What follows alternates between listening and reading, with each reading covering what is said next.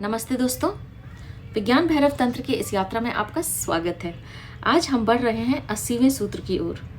80वें सूत्र में महादेव शिव भगवान कहते हैं, यह काल्पनिक जगत जलकर राख हो रहा है, यह भाव करो और मनुष्य से श्रेष्ठतर प्राणी बनो।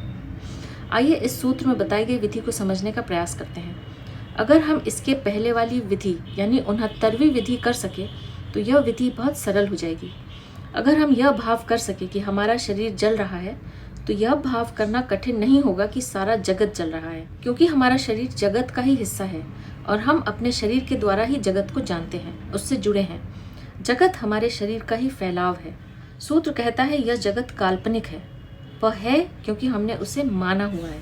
अगर हमें इसके पहले वाली विधि कठिन मालूम पड़े तो हम इस विधि से आरंभ कर सकते हैं, पर पहली विधि साध लेने से यह विधि बहुत आसान हो जाती है। असल में अगर कोई इसके पहले वाली विधि साध ले तो इस विधि की ज़रूरत ही नहीं रहती। हमारे शरीर के साथ सब कुछ अपने आप ही जलकर विलीन हो जाता है।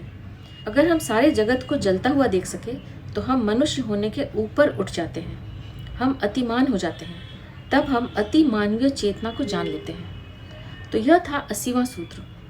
आप भी इस सूत्र में बताई गई विधि का प्रयोग कीजिए और देखिए कि आपको कैसा अनुभव होता है।